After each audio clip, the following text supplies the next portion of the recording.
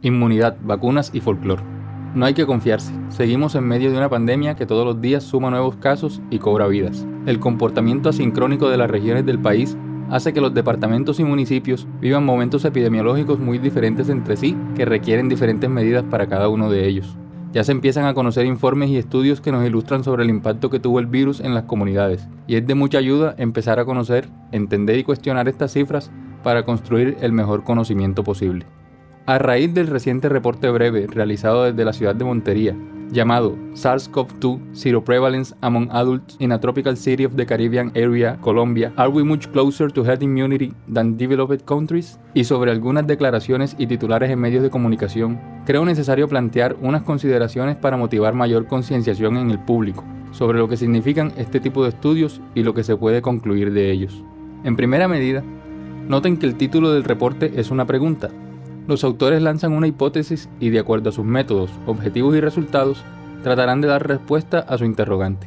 Concluyen que detectaron anticuerpos contra SARS-CoV-2 en el 55.3% de su muestra de 1.368 habitantes de Montería, encontrando mayor prevalencia entre 20 y 60 años, con el 53.9%. También concluyeron que se necesitan más estudios para comprender la duración de la inmunidad. Fue un trabajo realmente increíble, interesante y valioso. Nos da luces sobre el comportamiento del virus en la población. Al parecer el estudio no incluyó menores de edad, que si nos basamos en el último censo del DANE en la ciudad, significa alrededor del 30% de los habitantes, y si todos somos susceptibles, es una cifra nada despreciable si queremos aducir que nos acercamos a una inmunidad de rebaño.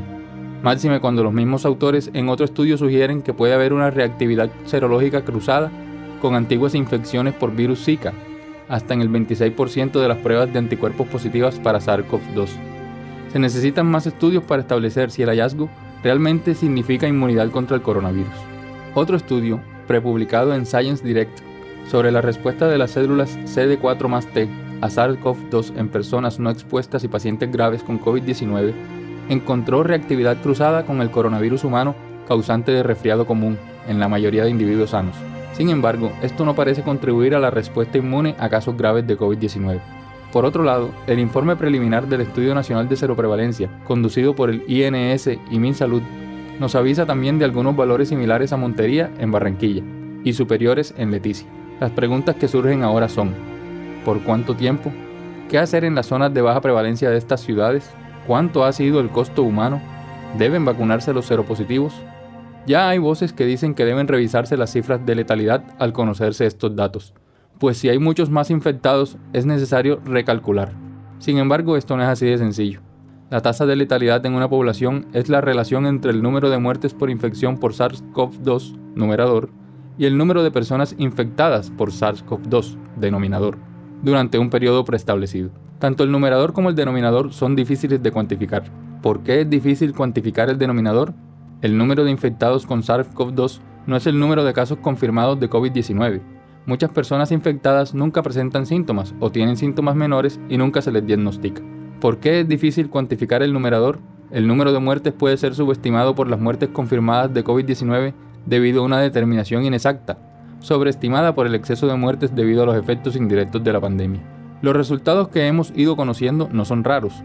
Han sido proyectados y validados por modelos matemáticos y esto es de gran utilidad para futuras proyecciones. Estos mismos datos explican el por qué las curvas de Colombia, a diferencia de algunos países europeos, son más amplias en el tiempo y el por qué Europa tiene un riesgo de una segunda ola aún mayor, puesto que aún tienen un alto número de personas susceptibles. Lógicamente, en las ciudades donde haya una mayor proporción de susceptibles, habrá más riesgo de infecciones y muertes en el corto plazo. Es importante resaltar que estos resultados no descartan nuevas olas en las ciudades, dado que aún no sabemos la duración de ese porcentaje de inmunidad reportado.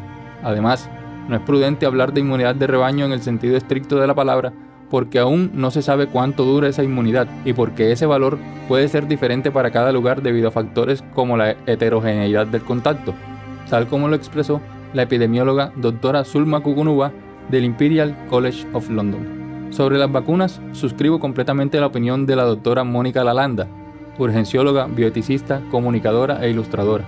Avanzan los días y los gobiernos ya compran vacunas que aún no existen y casi están ya organizando las colas para vacunar.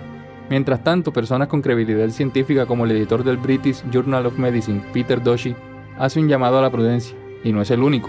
En la revista The Lancet, 4 investigadores veteranos reconocidos hacen un llamado de atención y cautela.